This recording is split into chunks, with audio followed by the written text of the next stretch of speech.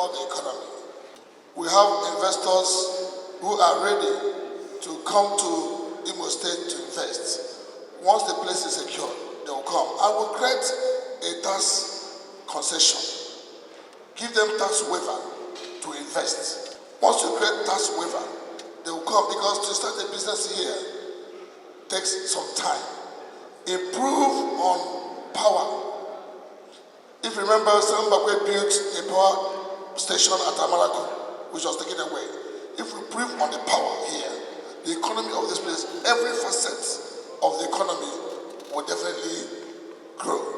And it will create stability by ensuring that the people who have their business here, who believe in the government, they are running a transparent government. I'm going to immediately, I take over in January, I'm going to introduce autonomy of local governments. Because once you have that, then you have councillors elected by their people. And I'm going to set up an electoral umpire that will conduct the freest and fairest election in the history of this state. Because no matter what party you come from, once you win, we will swear you in. So what it will do is it will now engender confidence. The people will now have confidence in their rulership. Now, I'm going to send in a law for each local government to own their own vigilante. My manifesto is anchored on 4 thematic areas. First, security, justice, and protection of human rights. 2,